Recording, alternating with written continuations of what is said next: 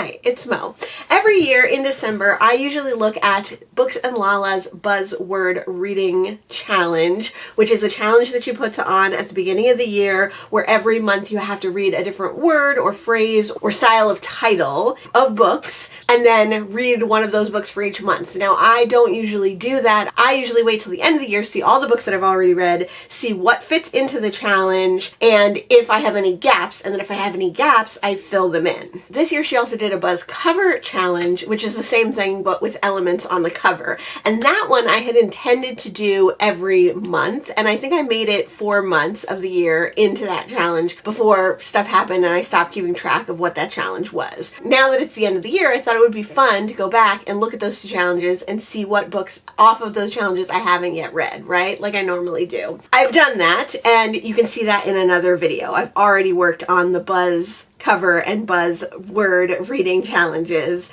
and that video was split into 2 parts, so where I looked for the books and where I vlogged the books. Now I also wanted to do that for the Savidge Prompts 2025. I've been doing the Savidge Prompts for a couple of years. I usually try to do those in the month that they're supposed to be done in, or at least close enough. 2024 was pretty dicey, and actually I haven't put a video out about that yet, but I do have one, so you will one day see a 2024 Savidge Prompts vlog coming out. Now that it's November and it's towards the end of the year, I thought we could look at the prompts. I need to pick a new book anyway, so we could look at the prompts for 2025 and see what prompts I've completed with the books that I've already read and see if there's any that I need to complete. The Savidge Prompts was created by Simon Savage and his community, and they're 1 prompt per month. The first prompt for 2025 was a book with twins as the main characters, and I have read at least 1 book with twins as the main characters. I read Middle Game by Shauna McGuire. I've had this one on my shelves for a really long time. I got this old library copy used online, I think, because I was interested in it. It is a young adult novel, so it took me a while to read it, but I'm really glad that I did. And this is now a series with at least 3 books, so I do plan on reading more in the series. February's prompt is a book with a body of water in the title. That's kind of a hard one, isn't it? Don't you think? I don't know if I have read that. Let me look through my books. I like to pull up my books that I've read, especially on Storygraph. I love the feature of Storygraph where you can look at every book that you've read throughout the year. So I go to stats, I go to read, and then highlighted is the number of books that you've read, so you can click on that and see all the books. So far at this very moment, I have read 190 books. A body of water in the title. I read Colony, which has water on the cover. Foxwife has water on the cover. Swimming Lessons implies a body of water. That could be a maybe. Offshore is sort of a body of water. It's offshore in the sea or anywhere else, so that kind of counts as well. A drop of corruption isn't a body of water, but a drop could be considered water. Oh, The Devil in the Dark Water. Okay, so I think between Offshore and The Devil in the Dark Water, that is covered. March is book with a kitchen utensil on the cover or in the title. A kitchen utensil on the cover or in the title. The problem with looking at this on Storygraph is not all of them are the exact cover that I have. I think, though, everyone on this train is a suspect has a knife, and to me this looks like a kitchen knife. Oh, and then we have the dinner. So this definitely has kitchen utensils. It's got a fork and a knife, so this definitely counts for that one. April is a book with a sound in the title.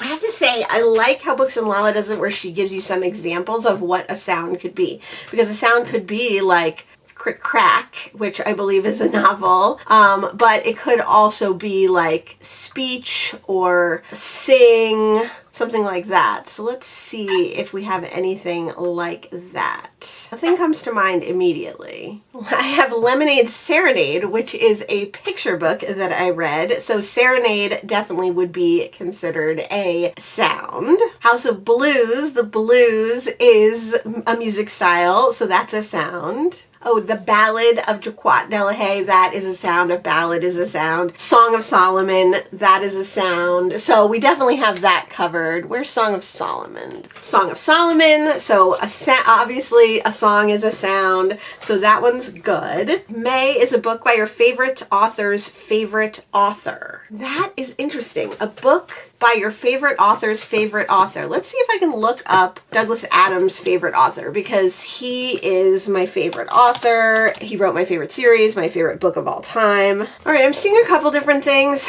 I'm trying not to rely on the stupid AI overview, because as we all know, that's wrong and intentionally wrong a lot of the times. It seems like some of his favorite authors were Kurt Vonnegut, which is a favorite author of mine as well, and one that I do love to read, but I have not read this year. I saw something about P.G. Wodehouse. Again, I love P.G. Wodehouse, but I have not read anything by them this year. Oh, it's heartbreaking to think that he passed away so long ago and lived such a short amount of time. So tragic. Evelyn Waugh is listed. I wish they would cite where some of this stuff is from.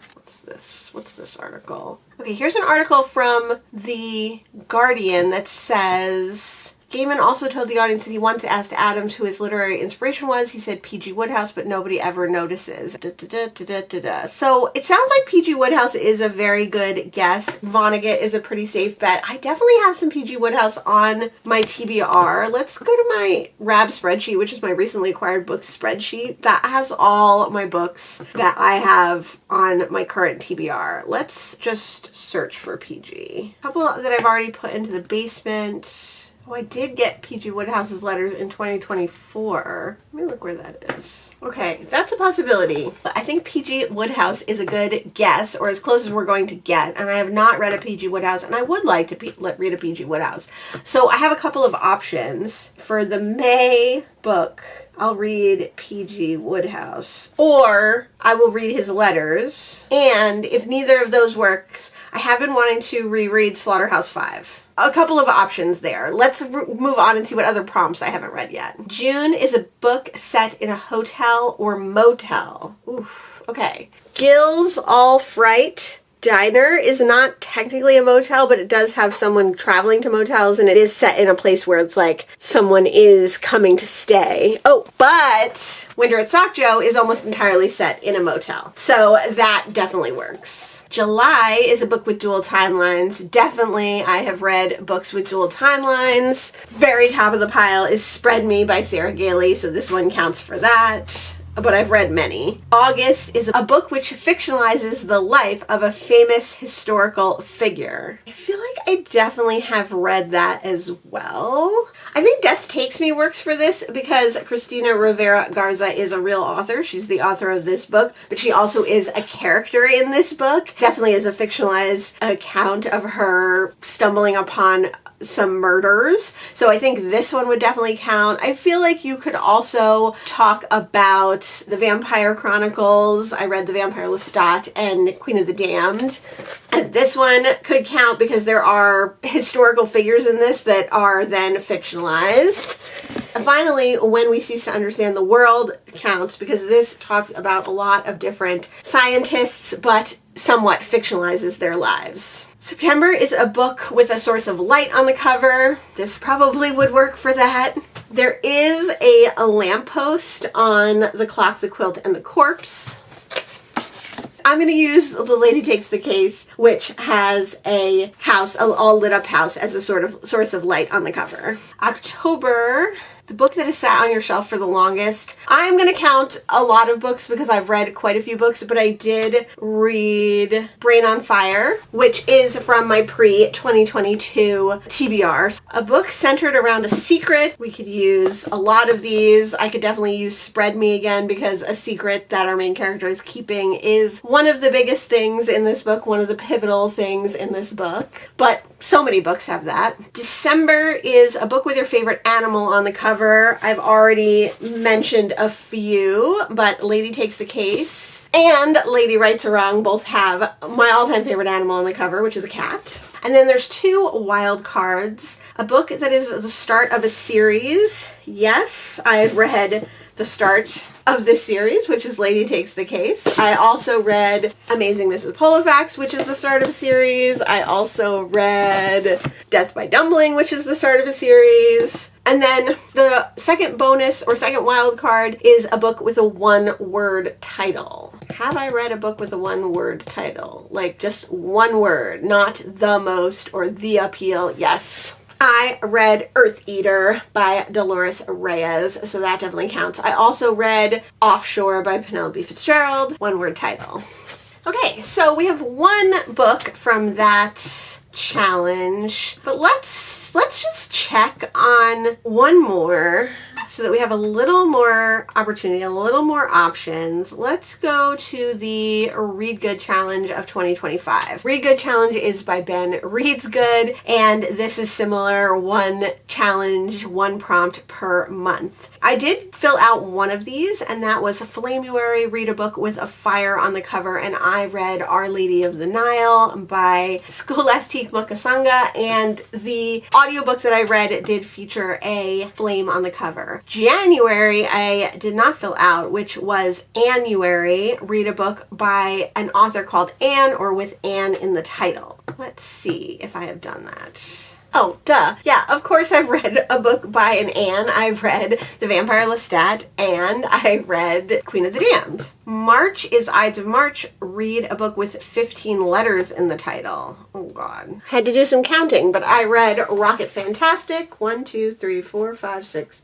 Rocket Fantastic has 15 letters in the title. The prompt for April was read a book nominated for the Women's Prize. Ooh, I feel like I definitely did this. I have a book prize spreadsheet. So let me pull that up and see if I read anything this year. Don't have this currently updated 2025, so we'll have to look that up. I have Enter Ghost. Oh, I read Trespasses. I did read Trespasses this year, so there you go. I always think it's going to be really complicated to figure it out, and then it's not that complicated. The prompt for May is Déjà Vu. Reread a book or read an author you've previously read. I have definitely done that. I reread The Murders of Molly Southbourne. I reread The Vampire Lestat. I reread The Fire Next Time. Plenty of rereads this year. Quite a few, actually. I've really enjoyed my time rereading things this year. June is Read Shaming Forgiveness Month. Everyone's favorite month-long public holiday is back. Read that book you feel ashamed you have not read yet. I think Brain on Fire counts as this because I'm really trying to get through those pre-2022 TBR books, and that's one that I've had for a long time, and I've felt kind of wishy-washy on whether I was going to read it, so that I'm glad that I have. You could also count A Single Man because this is a queer classic, so I definitely should have read this before, and now I have. There's a lot of books that would count for this. July is a work in translation. I've read The Diving Bell and the Butterfly. I've read Spring Garden. I've read Jan and Moo. I've read plenty of works in translation. It's one of my favorite things to read is works in translation. Definitely have that one covered. Read a book by a Booker Prize winning author. Let's go back to that book list. I've definitely read plenty of Booker Prize books. Have I read a book by an author that's won the Booker Prize? Ooh, this only goes up to 2024 as well. Did I read Orbital this year? No, I must have read that last year. I read that last year. Okay, let's go through the winners. Going backwards in time. Orbital was by Samantha Harvey. Yes, I read Orbital, but not this year. Paul Lynch, I've never read a book from, but I do have that winning book, which was Prophet Song. The Seven Moons of Molly Almeida, I did not read, and I've never read from that author before. Damon Galgut, I own The Promise, but I haven't read. That's a definite possibility. Douglas Stewart, I've never read. Bernadine Evaristo, I do have Girl, Woman, Other, and I also have another one of their novels, so I could read that for this. Anna Burns, one for Milkman. I do have that book, but I have never read anything by them. George Saunders, I've never read from. Paul Beatty, I've never read from, but I do have The Sellout, which was the winner in 2016. Marlon James,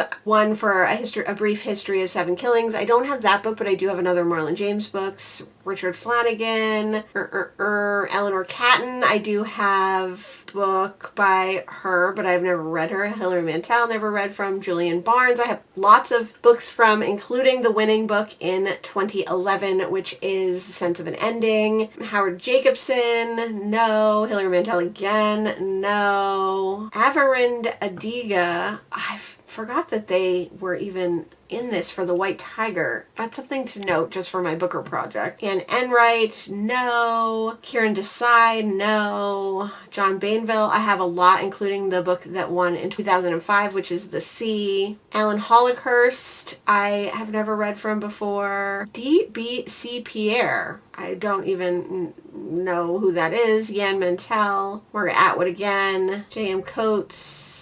Ian McEwan, I did read. Did I read that Ian McEwan book this year? Oh my god, I kind of hope so. I think I did. I did. Awesome. I read The Shortest Day. Oh no, that's Cold Empty. That's not Ian McEwan. What am I saying? No, I didn't. Okay, shoot. No, I have not read that. Michael Ondaatje. I have read that book, but I have not read any other Michael Ondaatje this year. Okay, I think we just have to say yes. So this was, what prompt were we on here? Booker Prize winning August. I have a Michael Ondaatje book. I have The Promise. I have a bunch of other ones, but those are 2 that are really interesting to me. September is Sapphire September. Read a book with a blue cover. I definitely have done that. Most recently, A Single Man. October is Ugtober. Read a book with an ugly cover. I definitely have done that. Oh my god, where is that book? Shoot. I very much think that this cover of Mrs. Dalloway is ugly. November is No Comfort November. Read something outside your comfort zone. I think I've read quite a few things outside my comfort zone this year. Some steamy romance or like some sexy horror, which is usually kind of outside my comfort zone. I've read 2 books that were over 500 pages, which is, as you know, outside my comfort zone. And then December is Decembros. Read a book about brothers or brotherhood. I definitely tend to read more about sisters than brothers, but I think Song of Solomon counts. Technically, they're not brothers in here, but they are as close to being brothers as they could be. And it's definitely about brotherhood and kind of thinking the other person is doing wrong and that kind of story. I think, in a loose sense of the word, the Anne Rice books could be called a brotherhood. Didn't I read something with werewolves in it? I feel like that could be a brotherhood. And then the bonus is Agatha All Along. Swap out any prompt you're struggling with for an Agatha Christie. You can do this once. So I've already read an Agatha Christie as well. I read Murder on the Lakes, and I read 2 Miss Marples that I thought were amazing. I read Nemesis, which I thought was incredible. I didn't need to swap out a book. I just read an Agatha Christie. Okay, so we have 2 books from this round of trying to figure it out. We have a P.G. Wodehouse book or a Kurt Vonnegut book, and we have a Michael Ondaatje book or The Promise. So I'm going to look and see what is available via audiobook because I really need a new audiobook. And I'm going to pick one of these books, and then when we come back, when we do the vlog for this video, similar to my Books and Lala book challenge reading video, we will get into the meat of the books. Let me know if you've completed all of the challenges that I mentioned here. Let me know if you participate in other challenges throughout the year. Let me know if you actually participated in them or, like me, you started and then stopped. Let me know if you've read any of the books that I mentioned here. Thanks so much for joining me today, and I'll see you in the next one. Bye!